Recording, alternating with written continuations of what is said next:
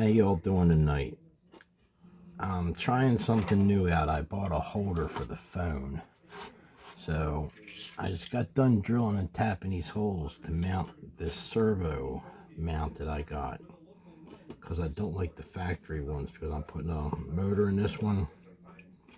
Right now I'm just test fitting the holes. And you can see there's the drill and the tap that I used to do it. And of course, just like anything else, you got a pile of screws. So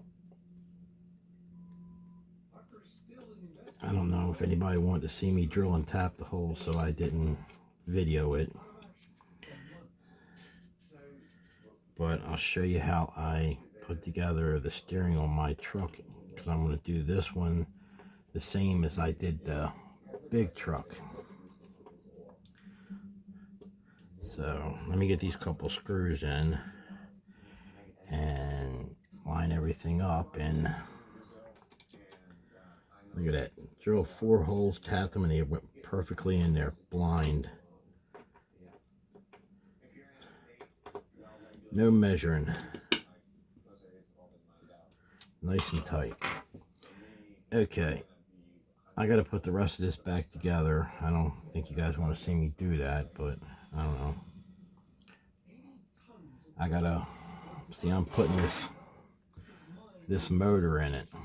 And there's the transmission. And the truck's upside down right now. This is the bottom. And that's the top. And I got to fit that. Where'd it go? Oh. Servo in there. So what I'm going to do, put this down under here like this, get the wire where I want it. I want the servo horn to be on this side. I'm going to get in there. Jesus, that's nice and tight.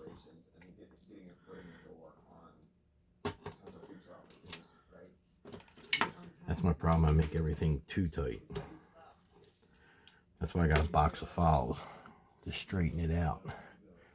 I don't know if you're getting this or not. Let's try it just in that camera a little bit. So that's where we're at. Now, as you can see, she's not sitting in there quite square.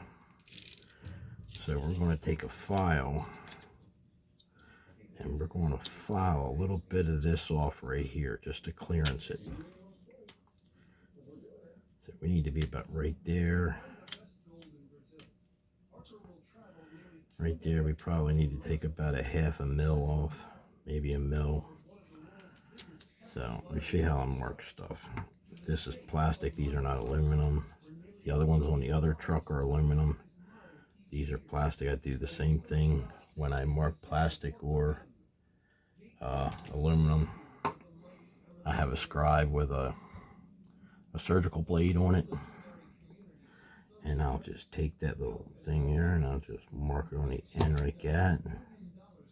And I'll find my other side and I'll mark it on there like that. Then I'll pull it all apart and do a little filing and keep filing it until I get it to where I want it.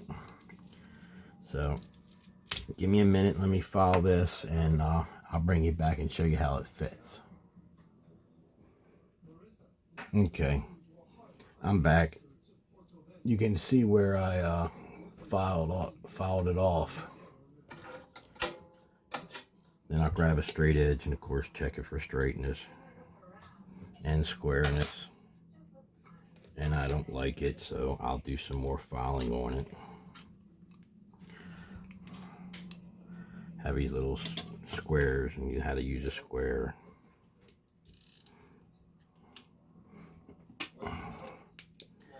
And of course a flashlight, you can put a little light underneath of it. And I hope this is on camera. I'm trying not to get you guys blinded too. We got a little light in the middle. I need a little bit more on this side. I got different aggressive files that I do this with, little 6-inch machinist files. As you can see, there's 2 different cuts on them. One's more aggressive and one's a little bit finer. I'll use the aggressive one to remove most of the meat, and then I'll use the less aggressive one to dress it out.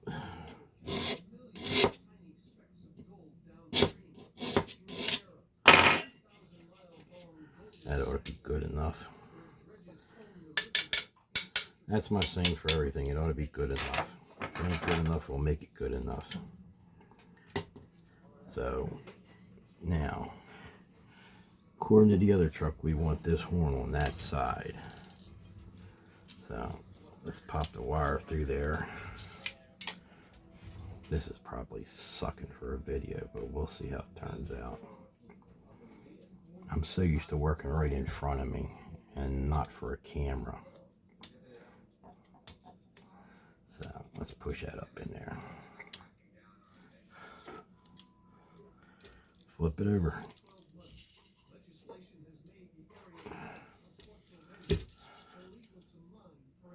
Need to take a little bit more off. We're not quite square yet.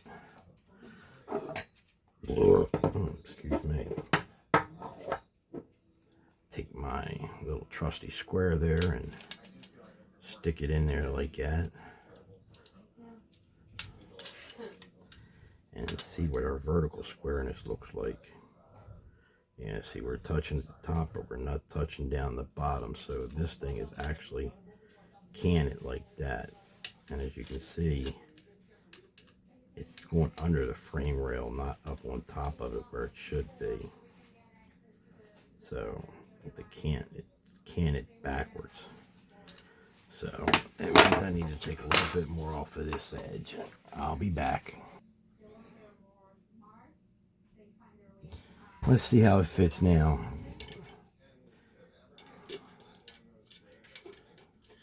So once again, we want the horn on the driver's side. So we turn this over. That's on the driver's side. See how nice that's going to come out with that wire laying underneath the frame rail? See that? You'll never see that wire when I get done. It'll be way tucked up underneath of there. So let's take a look at the angle now. Once again, I'll check it with my square. She's got just the slightest bit of cant back. I wish I could figure out a way to show you guys this, but with it set dead against the side of the servo right here against the side of the servo, this part right here, this part right here goes on top of the frame rail, of course. Well, with that set up there, it's just the slightest bit off.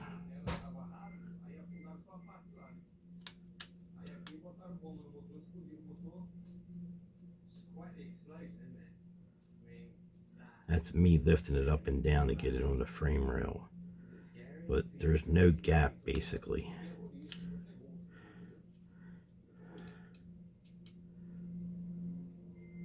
Ever so slightly. I think I'm going to sand it, file it just a little bit more. I like it to be perfect. Perfectly square. I need to go back on this edge right here a little bit more. I'll be right back. Alright, I'm back. I know you guys didn't want to see me sand on it for like 10 or 15 minutes. I mean, file on it for 5-10 minutes, so. Okay, let's try this again. Underneath this side. This is going to fit this time. It should, because I haven't checked it, but I know my stuff. So let's set up our little speed square again.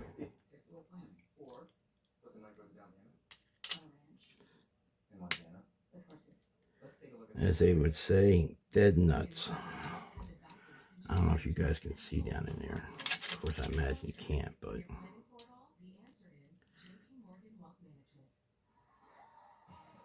yeah, it looks dead nuts on.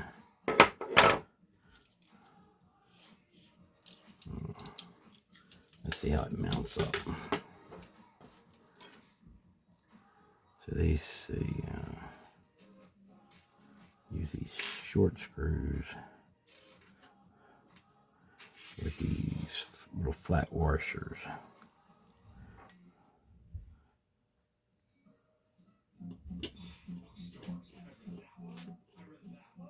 I think I got to trade out. I think I used some short screws in mounting it. When I get done, they'll all be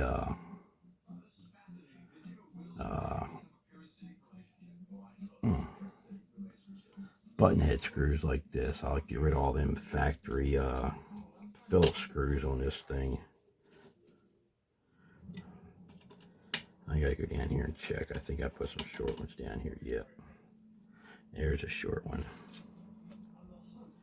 They say to use the short ones here so it doesn't push the servo mount away from the frame rail. I'm sorry my big hands are in your way, but I have no other way of filming this. So I'm trying to stay out of the way so you can see what I'm doing. So I'll put the small ones here, that way it doesn't, you know, push the servo mount away from the frame rail because the screw's too long. We'll give them a tight, and we'll take these longer ones and put them in the frame for now. And that's how I get these things, get my steering servos to clear on the fronts. Now let me move a few things around and I'll show you the other truck and show you that I did the same thing on the bigger truck. As you can see, I did the same thing on this truck as I did on this one. Now I'm going to set up this linkage right here, and I'll show you how I do that. That way I get a nice clean look, just like a regular truck is. You know, the regular truck doesn't have the steering linkage going to the back and then the main rod going across the front. They usually keep them about in the same spot, and they're usually on the front. So let me show you how I do that. Let me put this truck back on her jack stands. I got parts coming for her this week, I think. I have to look at the delivery dates, but I always try to keep a clean area too. So as you can see, I got a bunch of little drills and small taps and a little radiusing bit. I don't know if that's focusing or not. A little radiusing bit, and I use this. I got this for the same angle cut going in is the flathead screws that I'm going to put in, the countersunk screws in some spots where you won't see them. Like on the other truck, the one I just showed you, the big truck, when I get done, all these screws that mount these frame rails together are all going to be countersunk. The only ones that are not going to be countersunk are the ones for like the axles, mounts, or the shock mounts or something like that, where I can't countersink it. But every other one is going to be countersunk. They're going to be flush with the frame rail. Even when I put the deck plates on the top, they're going to be flush with the frame rails. So that's how I'm going to do that. So give me a minute. Let me put the front suspension all back together. I got it in one big piece, so let me put that back on the truck and I'll be right back. Oh, I almost forgot. On these plastic ones, as you can see, this is the crossbar, the main tie rod. This is the turning tie rod end. I drilled a hole here and tapped it, and on the back side I put a nut on it so it would hold. Now on the other truck, I have the ones that have the through holes here, and I bolted it on this little stem that sticks out. So I have the ball joint on here, and the ball the big tie rod end I have on the bottom ball joint, and the steering tie rod end I have on the top ball joint. This one I'm just going to keep this and do it that way. So give me a minute, let me mount the servo up, the suspension up, and I'll be right back.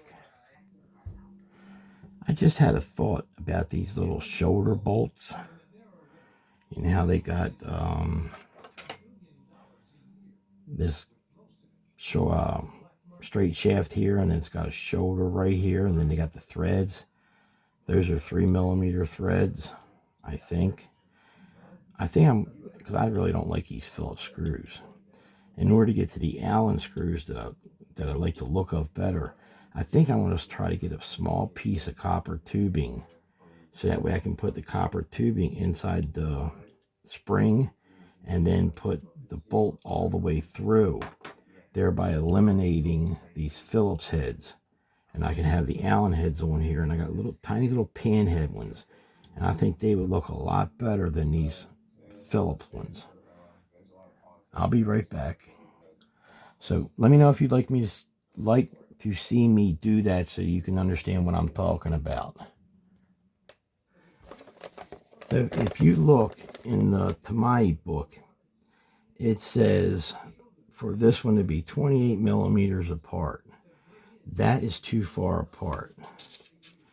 Now, the bigger one that you use for the main left to right tie rod end is 91. I still keep that same measurement. But this one, you have to adjust into, like, I think it's 20, 22. I don't remember. I kind of just turn it in until the wheels go straight, but I took a measurement of it before, and I think it's close to those. So let me set this up. I got all the pieces out of my pile. Let me put them all together, and I'll be right back, and I'll show you what it looks like. I currently don't have a servo centering box, so I have to put the radio together with the battery and all that stuff, and I use my transmitter to center the servo.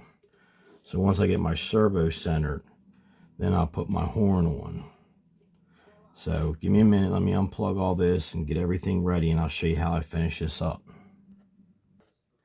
Okay, I'm back. What took me about 20 minutes to do is happening in seconds for you. But this is the kind that I used on the other one, on the other truck. See how it's got a through hole in it, and it's got a ball on one end? Well, this, on the other truck, I screwed right on the top of that stud sticking out. Now I could do that one on this one, but I've already got that ball joint mounted. So I'm going to use that one.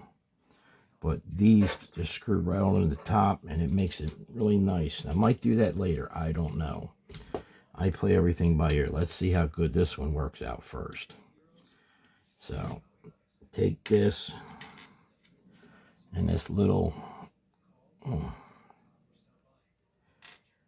tiny ball that I got. See? Oh, wait a minute. I think that's the wrong ball. Yeah, that's the wrong one. Hang on, I'll be right back. Slight change of plans. I don't have any more of these right now. This is the only one I got. So I took it off the turn steering knuckle, and I'm going to put that through one on that I showed you. And I want to set this one up the exact same way as I did the other truck. So I put that on there. Take the old wrench and give that some tightness, and see how it sits on there. So now we'll flip this over, and we'll put the ball, this ball, in this end. So give me a second, let me drill the hole, and I'll be right back. I'm pretty sure everybody's seen holes drilled, but I'll show you how I set up my steering knuckle. Okay, I drilled the hole. Then I'll run a small tap through it.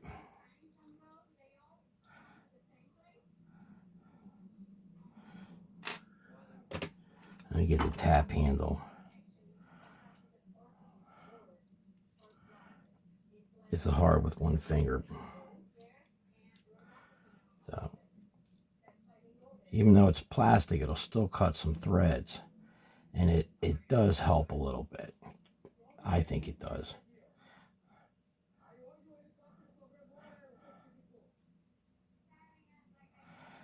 So, once I cap the threads in it, we're getting to the good part now. Let's see how this all comes together. Okay, let's put that out of the way. Now you got to look at which way the horn goes on there, because you want this ball joint, this ball, to be on the bottom.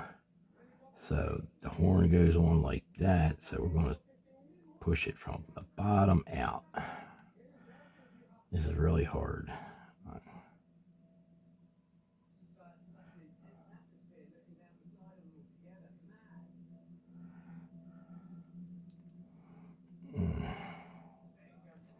I ain't crazy about these Tamiya wrenches, but in a pinch like this, they work. So I'll thread that through like that. Now I'm not putting the Loctite on it right now because I have to take the truck apart to paint it when it's all said and done. So why would I want to put Loctite on something that I'm going to take apart? It just makes a bigger mess. So, and I'll put a nut on the end of it like that. That way it makes it, that way it's clamped on there. Stick a small wrench on it. And just tighten it up.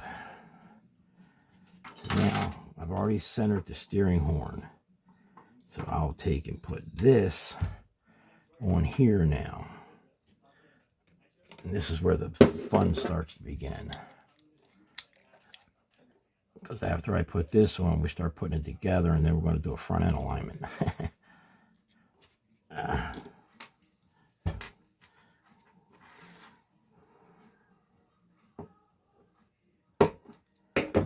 Okay.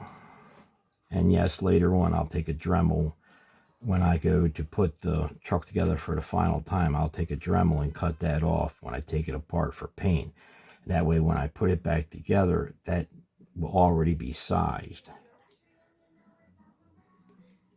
I put that on there. You know how these all goes together. Everybody's seen it. Put the old screw in there.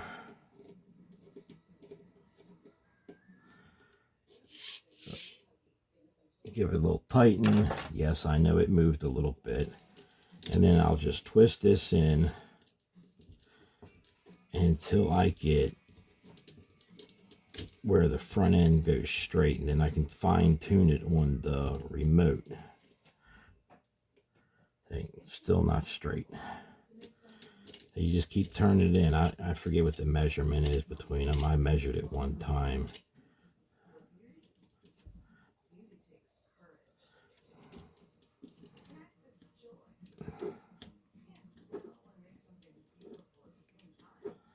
And yeah, everybody says these things will break, and that's one of the things that's I think is okay, because they'll break.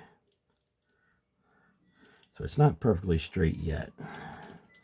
You just got to keep twisting this in until you get them straight, and at the same time you got to push to get it to go.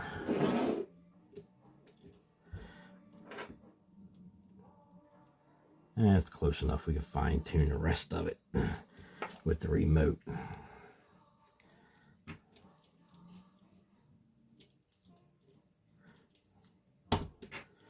So with that clicked together, I'll go ahead and put the tire back on.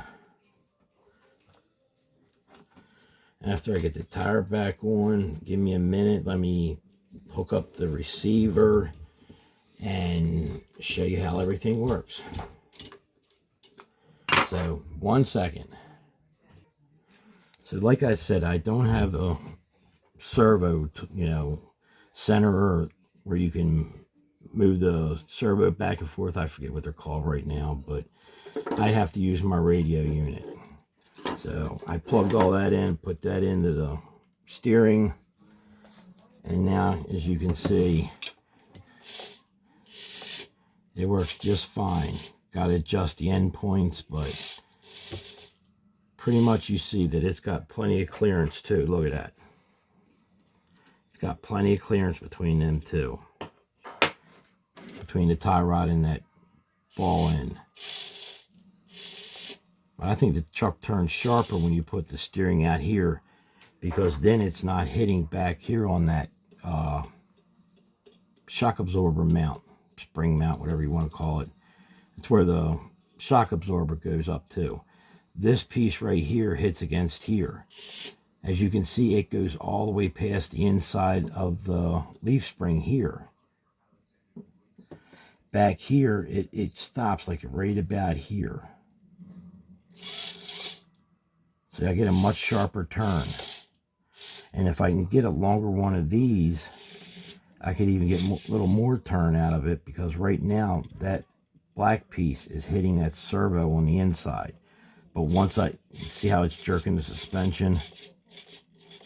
Once I adjust the end points, it won't do that. So that's how I set up the steering on my trucks. I hope you liked the video. Please like, share, subscribe, leave a couple comments. I love to talk. And I'll see you guys on the next one. Bye. Oh, let me show you something before I totally stop this video. Let me get this in here. See, I've got screws. I've got these little, well, this whole side is the same thing. They're all button heads. See that? How they angle. Let's see if I can get that in there where you can see it. There. See how they angle? The head of it is, that's a button head. Then I've got these little pan heads, which I want to use for the suspension. Can you see the difference? Let me put it down on a piece of paper. Can you see the difference in them? This one has that rounded top on it, and this one has a flat top on it. I think these would look really good in the suspension instead of that Phillips head screw.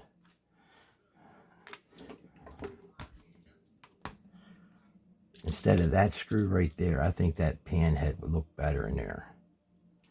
Plus, look at the difference in the height. Let me set that up where you can show you. See the difference in the height? And I've got shorter ones of these. This whole section right here is pan heads. These over here are countersunk heads. Flatheads, yeah. Anyway, I thought they would look really good in there instead of these Phillips screws. Let me know what you think. Like, comments, share, subscribe. I love to talk, so please comment. Y'all have a good day. Bye.